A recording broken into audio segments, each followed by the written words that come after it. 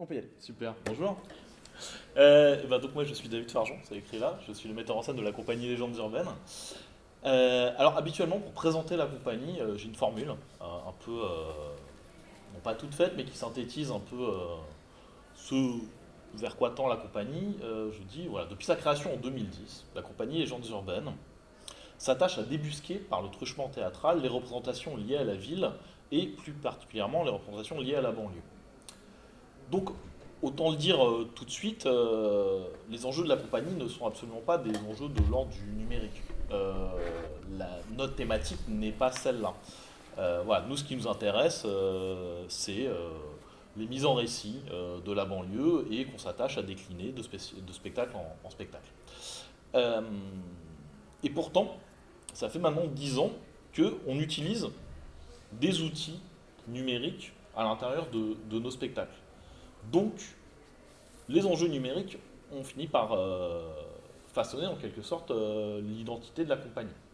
En fait, tout a commencé donc, il y a une dizaine d'années, en 2010. Zoumana Meïté et moi-même, avec qui j'avais cofondé la compagnie, euh, on était sur la création du premier spectacle, on était au tout début, et on voulait s'intéresser aux périphériques parisiens. Aux périphériques comme frontières géographiques, administratives, symboliques, séparant Paris de sa banlieue. Et donc on cherchait là-dessus, et notre méthodologie un peu empirique, ça a été de se dire, pendant 6 mois, régulièrement, on va traîner autour du périph', autour d'une porte, la porte des Lilas, et on va traîner avec un enregistreur. Et on va capter des sons, des ambiances, des paroles volées au hasard des rues, des interviews. Et donc on a accumulé ce matériau-là qui allait nous servir à écrire le spectacle. Et on savait une chose, c'est que pour la scénographie, on voulait un dispositif en bifrontal, et que le spectateur, s'il s'assoit d'un côté ou de l'autre, il se retrouve de façon complètement aléatoire à Paris ou en banlieue. Et donc l'espace de jeu, c'est ce no man's land, cet espace de frontière sur lequel nous allons déambuler et arpenter et raconter cette frontière. Mais nous, pour éviter le côté un peu monographie de quartier, un peu trop sociaux, sciences humaines, on s'était dit, on veut rendre cet espace sensible. Et donc, c'est pour ça qu'on a enregistré des sons, et nous, ce qu'on voulait faire, c'était une scénographie sonore. Sauf que nous, on n'y connaissait strictement rien. Et donc, c'est pour ça moi, j'ai contacté Jérémy, on avait travaillé quelques années avant sur d'autres projets ensemble, et donc on lui a présenté le projet, et bon, voilà ce qui s'est passé, en gros. Ce qui s'est passé, c'est qu'on s'est retrouvé dans un bar, Ouais. ce qui est une autre des choses qui sont importantes dans le travail de cette compagnie. Et on a commencé par faire une réunion. Voilà, c'est le bar, la réunion et le travail autour de la banlieue, c'est vraiment les trois ciments de la compagnie. Si. Et ils m'ont parlé de cette idée de scénographie sonore. Alors il y avait plusieurs pistes. La première piste, ça a été de se dire, il y a une idée de travailler en bifrontal, on va essayer de mettre des enceintes de manière à pouvoir faire du son qui parte de la banlieue, du son qui parte de Paris. Et puis rapidement, s'est posé la question de qu'est-ce que c'est une scénographie sonore. Et moi, je suis arrivé vraiment avec une idée toute con à l'époque en disant, on pourrait faire un truc où quand vous vous déplacez, vous êtes capable, en plus de jouer des scènes dans le spectacle, en plus de ce que vous allez dire, quand vous allez vous déplacer, suivant vos déplacements, vous allez pouvoir déclencher le son du spectacle. Et donc on est parti sur ce système de dalles sensitives. Alors on voit ici une représentation du spectacle avec des dalles au sol, et donc les dalles, au fur et à mesure de notre écriture de ce spectacle, nous ont permis de déclencher des événements sonores, de déclencher petit à petit, quand on a rajouté la lumière dans le spectacle, on s'est dit, puisqu'on déclenche le son, pourquoi pas déclencher la lumière en même temps. Et on s'est rendu compte qu'on ouvrait tout un éventail de potentialités nouvelles en proposant aux comédiens d'avoir la main sur le son et sur la lumière du spectacle. Et donc, ça a été le point de départ de quelque chose qui allait vraiment forger l'identité de la compagnie. Et c'est justement là-dessus qu'on a décidé de focaliser notre communication. C'est autour de cette question, cette problématique, comment les outils numériques participent à la définition de l'identité d'une compagnie. Alors, des critères de définition, il y en a plein. Nous, on a choisi de s'appuyer sur 3 critères. Prochain slide, s'il te plaît, Jérémy. Avec plaisir. Je te remercie. Premier critère, l'esthétique. Deuxième critère, l'écriture. Et troisième critère, une organisation interne. Et donc, c'est autour de ces trois critères qu'on va tenter de développer cette problématique dans cette communication. Alors, vous posez certainement la question de pourquoi cette forme de slide un peu particulière. Voilà, il n'y a pas de velléité de symbole maçonnique derrière, pas du tout.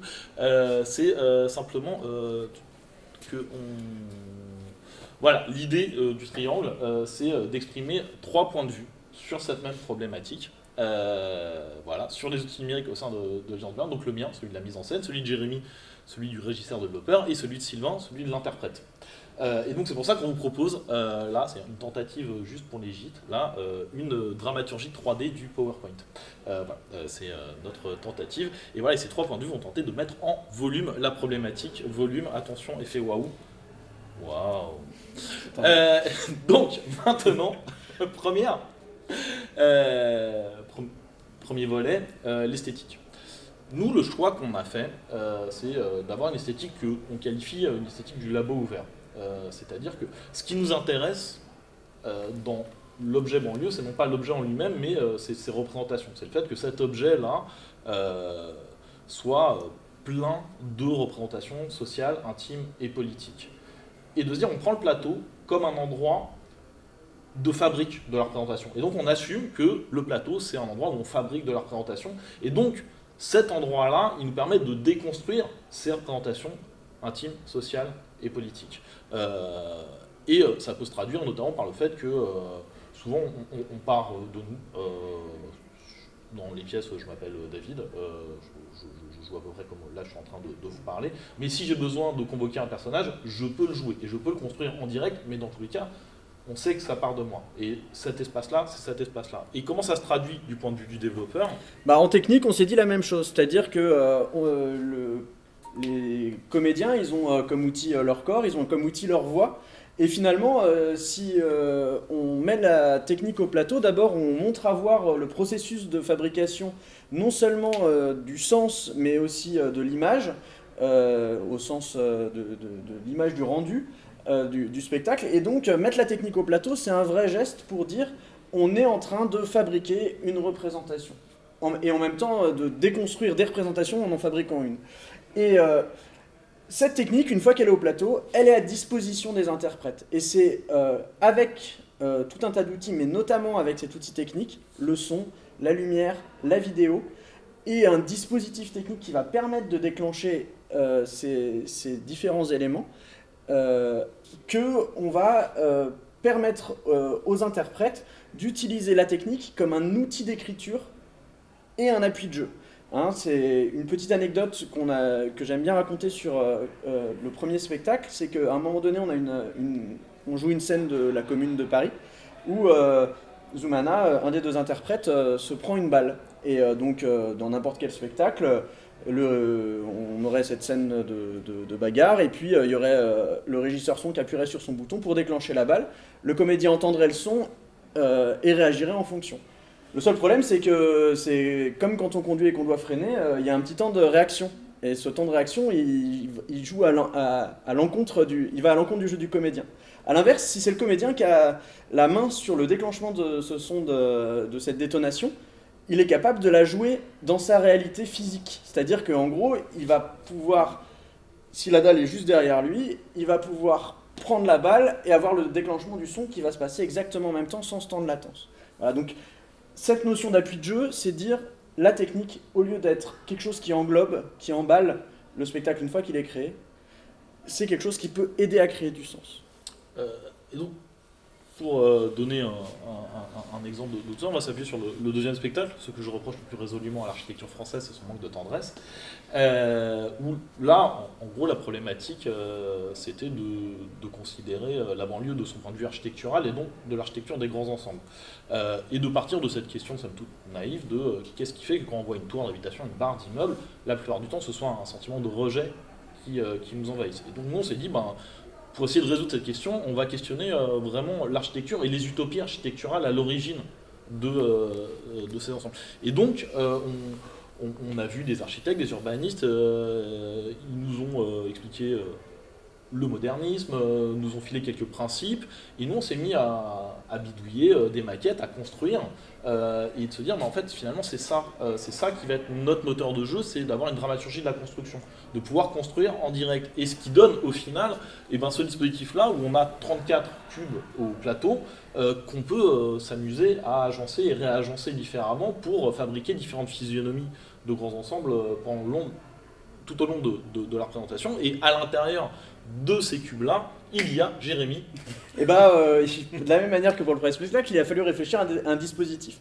Sur le premier spectacle, l'enjeu c'était une dramaturgie du déplacement. Et sur le deuxième spectacle, ce qui est venu assez naturellement avec cette petite histoire de cube qui est arrivée quasiment dès le début de la création, on a commencé à travailler avec des cartons de déménagement qu'on a finalement transformés en cubes en bois. Mais c'était comment est-ce qu'on fait pour que une action de construction physique puisse devenir une action de construction du son, de l'espace sonore, ou une action de construction de l'espace lumière.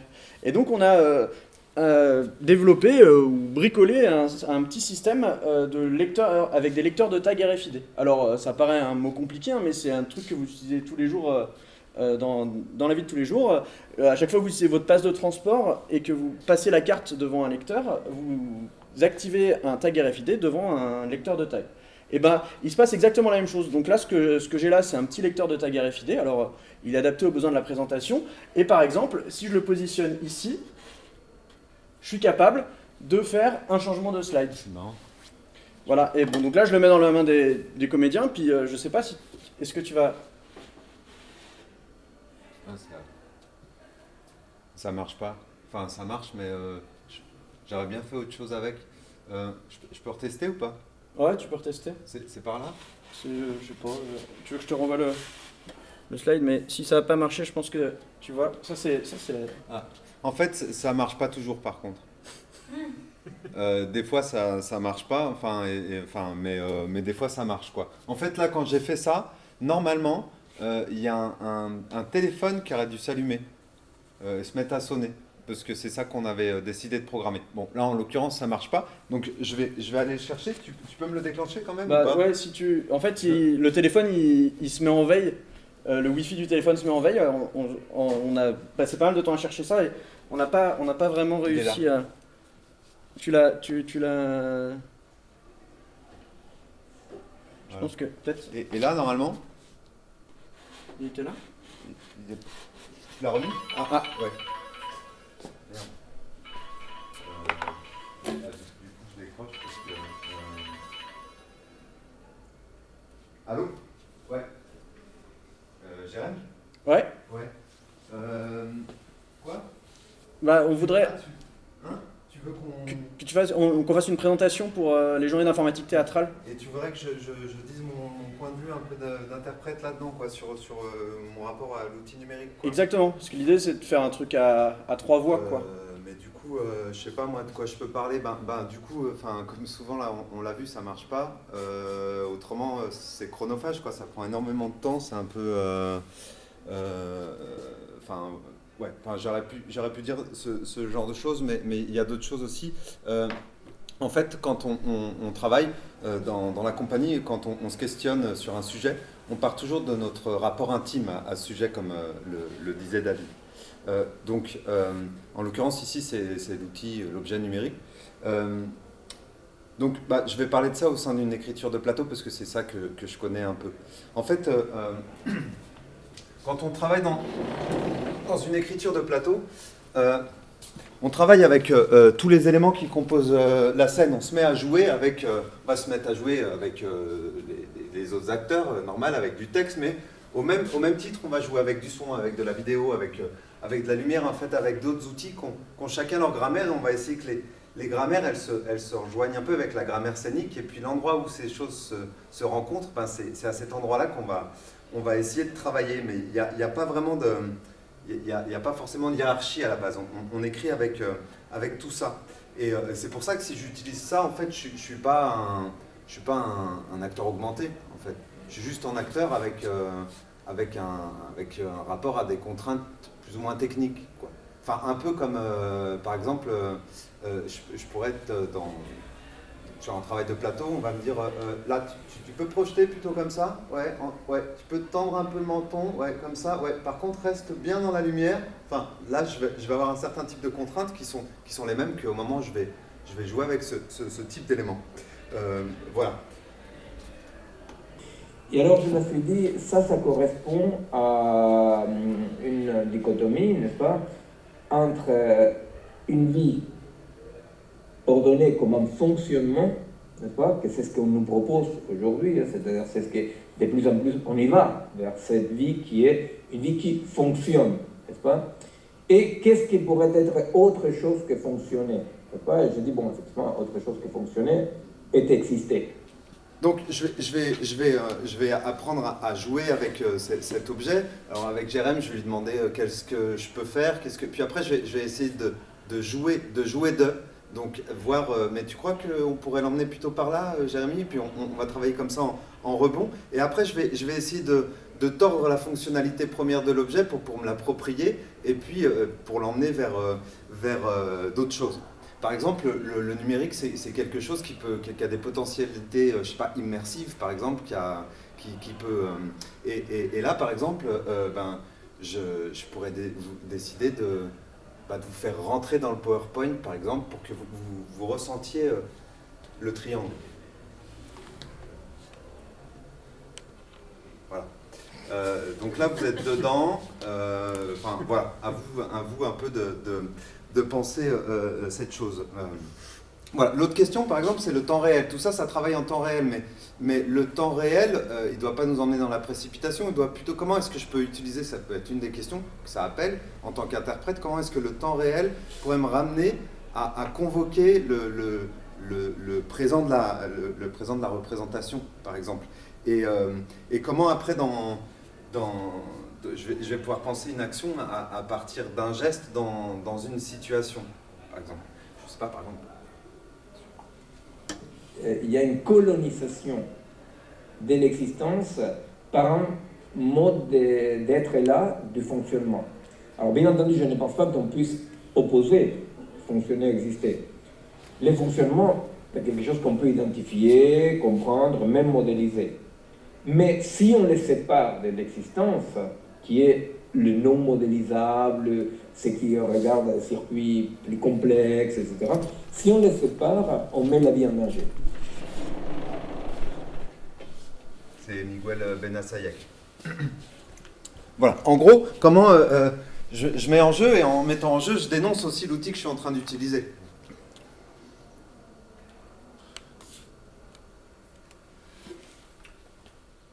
L'écriture de plateau, on le disait tout à l'heure, quand on met de la technique dans cette écriture de plateau, ça impose un certain nombre de contraintes ou de manières de réfléchir à la technique. La première, c'est de travailler avec un dispositif qui soit à la fois accessible et évolutif. Les deux termes sont importants, c'est-à-dire que il faut que les comédiens ils puissent, dès le début des répétitions, commencer à travailler avec un élément de technique. Par exemple, on va revenir juste après sur le dernier spectacle qui travaille sur les médias, mais dès la première semaine de répétition, je leur ai déjà sorti des caméras, un vidéoprojecteur, juste pour qu'ils puissent se filmer et qu'ils voient ce que ça fait, et qu'ils commencent à se poser des questions. Et puis, c'est un dispositif évolutif, on va commencer avec une petite caméra, vous avez vu, la qualité n'est pas nécessairement terrible, mais au fur et à mesure qu'on va déterminer quels sont les besoins et les contraintes du projet, eh ben, on va les faire évoluer, et semaine de répétition après semaine de répétition, on va faire évoluer ce dispositif, proposer du matériel ou des outils informatiques différents qui vont permettre de répondre au mieux aux besoins de la création. Et ça se passe sous un mode de développement qui est assez prisé des communautés informatiques, qui est ce qu'on appellera un développement agile. C'est-à-dire qu'on fait des itérations qui sont assez courtes, et on ne va pas se dire, le but c'est d'atteindre tel objectif à la fin du projet, mais on va se dire, là on en est là, la prochaine étape c'est celle-là, et à partir de cette prochaine étape, quand on y sera, on décidera de la direction à suivre. Et ça permet, en développant comme ça par itération, de rester toujours au plus proche de ce qui est en train de se jouer au plateau. Le troisième point qui est important, c'est la notion de choix technique qui soit adapté aux besoins du plateau. Le premier choix, c'est la robustesse. C'est-à-dire que les comédiens, ils ont certainement autre chose à faire que de manipuler des dispositifs techniques comme si c'était des verres en cristal, quoi. Ils ont 50 autres paramètres à manipuler en jeu, et donc il faut trouver des systèmes qui soient robustes à la fois physiquement et puis qui soient stables. C'est-à-dire que si quand on essaie de déclencher un coup sur deux ça déclenche pas, bah ça va, c'est un peu ce qu'on a vu tout à l'heure avec le téléphone, bah ça pourrait déstabiliser les comédiens. Et donc il faut eux qu'ils apprennent à jouer avec le risque, mais surtout que nous, moi dans une posture de développeur, je trouve des solutions qui permettent de limiter au maximum ces risques. Je parle de robustesse, je parle d'ergonomie aussi, puisque l'enjeu c'est que cette technique soit manipulée au plateau par des interprètes qui eux vont monter en compétence d'un point de vue technique, mais vont jamais devenir des régisseurs à part entière. Et donc il faut que ce soit simple pour eux de manipuler tous les éléments techniques qu'on va leur mettre dans les mains, de manière à ce qu'ils puissent se les approprier et faire de ça leurs outils et non plus des outils d'autres personnes qu'ils utilisent. Voilà. Peut-être que c'est le moment de présenter un peu plus en avant le dernier spectacle de la compagnie. Est-ce que tu veux faire une présentation un peu générique du thème? Je te laisse présenter le dispositif, vas-y. D'accord. Donc, et c'est un sentiment qu'il faut déjà que nous combattions, je crois. C'est notre dernière création qu'on a. Donc on a créé ce spectacle au mois de novembre 2019, après à peu près 3 ans de travail. L'origine de ce spectacle, c'est la scène coupée du spectacle précédent. Dans le spectacle précédent, il devait y avoir de la vidéo avec ces petites caméras, et puis 2 semaines avant la création, on s'est dit non mais cette histoire de caméra, de vidéo, c'est pas bien au point, et puis surtout, c'est pas notre sujet. Et donc c'est devenu le sujet du 3e spectacle, et donc c'est un spectacle qui travaille sur, qui interroge la construction du mythe médiatique autour des banlieues. Tu le dis très bien. Bah oui, tu m'as bien appris. Et donc l'enjeu de ce spectacle-là, c'était de mettre à vue au plateau les mécanismes de construction de la télévision aujourd'hui. C'est-à-dire de comment est-ce qu'on construit un reportage depuis la salle de rédaction jusque à la diffusion pendant un JT par exemple. Et donc pour pouvoir éprouver vraiment au plateau la construction d'un reportage, il fallait que les comédiens puissent se mettre vraiment à la place des différents rôles qui sont en jeu, le journaliste, le cadreur, le monteur, le présentateur. Et donc pour ça on a imaginé un dispositif qui était vraiment un dispositif calqué sur le dispositif d'une régie de télévision. Donc on met dans les mains des comédiens, avec des outils, en essayant d'adapter les outils au mieux, on met dans les mains des comédiens des vraies caméras, des vrais trépieds avec la possibilité de faire des jolis mouvements, et toute une régie vidéo. On voit un peu ici l'image là, du multiview de la régie vidéo, pour qu'ils aient la capacité de produire de l'image comme en produiraient des journalistes. Et après, on fait dialoguer quand même cet outil médiatique avec le langage scénique, technique. Et du coup, il faut qu'on trouve quelque chose qui puisse articuler les deux, en fait. Exactement. Et donc, si on parle de l'évolution du dispositif, on a commencé avec ces caméras-là, reliées directement sur l'ordinateur qui sortait dans un petit vidéoprojecteur, et on finit avec un vrai dispositif, une régie 3 caméras, au plateau, pilotée par les comédiens, en live, et avec des comédiens qui sont montés en compétences, on va revenir là-dessus, mais en apprenant tout ce qui est le cadre, en apprenant tout ce qui est la régie vidéo, des règles de composition et tout un environnement technique. Voilà. De manière à ce qu'à la fin, ils puissent oublier finalement ça, puisque quand le JRI il est sur le terrain, il ne se pose pas toujours la question de la caméra, il filme parce qu'il a son outil, pour pouvoir raconter finalement ce que vous aviez à raconter, quoi. Je propose que... Mais donc on passe au troisième point. Au troisième point, l'organisation de la compagnie. Donc, pour reformuler la question, comment les outils numériques interviennent dans un fonctionnement de compagnie. Moi, de mon point de vue de metteur en scène, et donc qui est quand même celui qui doit organiser le travail, celui qui doit anticiper un planning, monter une production, c'est comment on prend en compte ça, et ça à mesure que des spectacles, on a pu l'anticiper de plus en plus et de mieux en mieux, mais de dire ce temps-là d'intégration d'un outil numérique dans les mains des interprètes au plateau, ce temps-là, il doit être intégré, et il doit être intégré dans les budgets. Il doit être intégré dans le temps qu'on prend, dans le temps de recherche qu'on assume et qu'on assume prendre.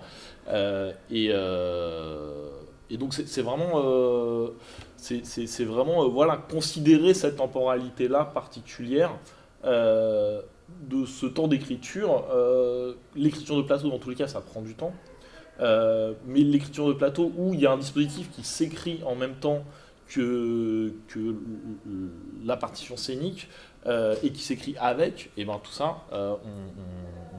on l'incorpore dans comment on fabrique nos plannings et comment on fabrique nos budgets.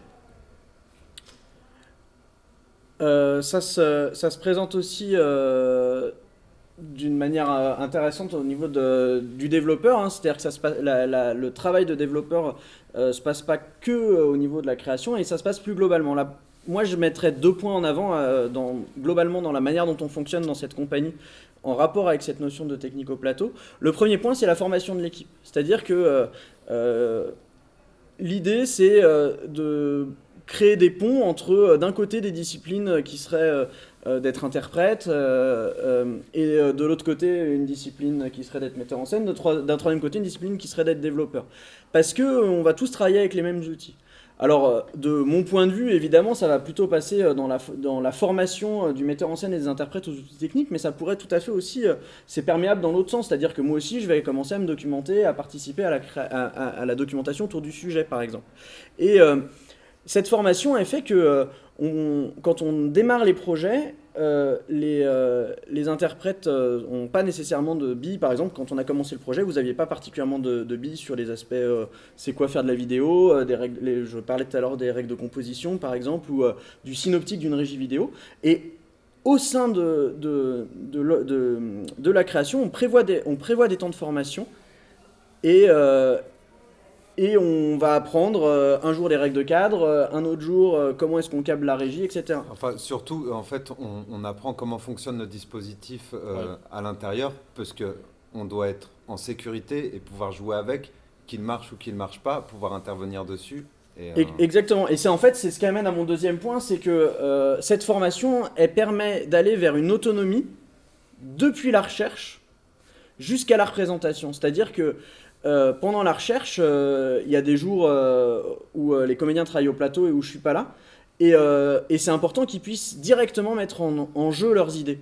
Et c'est-à-dire qu'ils vont avoir appris à utiliser au moins sommairement les logiciels de régie pour pouvoir importer des médias, les déclencher avec le système qu'on aura choisi pour déclencher les médias, pouvoir démarrer et piloter la régie vidéo. Et ça fait que ce qui est assez singulier, c'est que les comédiens ont une vraie connaissance du dispositif technique. Et d'ailleurs, parmi les spécificités, vous êtes là, il y a au moins un comédien qui est là le jour de montage et qui participe, à chaque fois qu'on monte le spectacle dans un lieu, qui participe au montage. Et cette autonomie, elle va donc de la recherche, ce dont je parlais jusque-là, jusqu'à la représentation.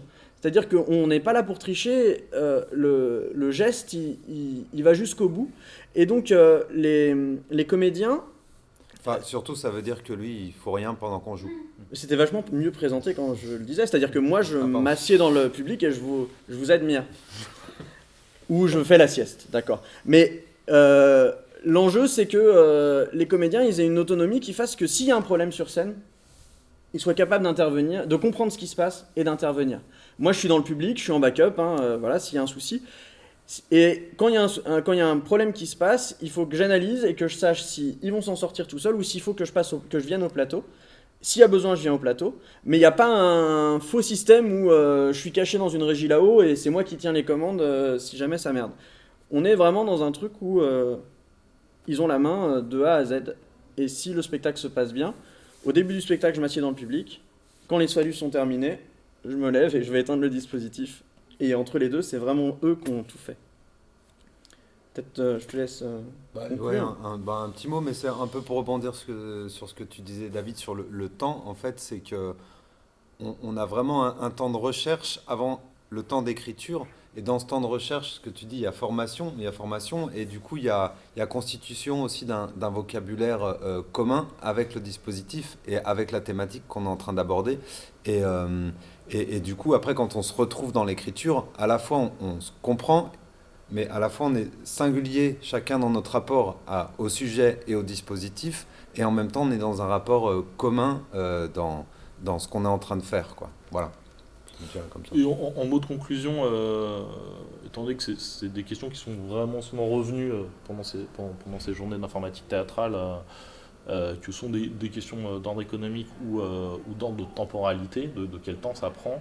Quand je disais tout à l'heure, on intègre à nos budgets, oui, on intègre à nos budgets ces temps-là. C'est pas pour ça qu'on a les financements, en revanche, qu'on a tous les financements espérés, et que là, en l'occurrence, si on prend ce spectacle-là, il y a dans tous les cas un temps de travail qui n'est pas rémunéré. Voilà, il y a un temps de travail qui n'est pas rémunéré pour l'équipe. Qui correspond au temps de recherche. Qui correspond peu ou prou au temps de recherche.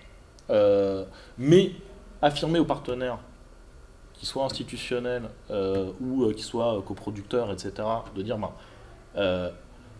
intégrer l'outil numérique et faire de l'écriture de plateau, ça nécessite ce temps-là. Dans tous les cas, c'est leur dire, c'est pas partir en disant je sais que dans tous les cas j'aurai pas l'argent, donc je vais te dire que je vais le monter en 5 semaines mon spectacle. Non, c'est pas vrai, je vais pas le monter en 5 semaines. Et je pense qu'il est hyper important, de nos points de vue, de directeur artistique de projet, de le dire, de l'affirmer. Et voilà. Merci beaucoup. Merci beaucoup.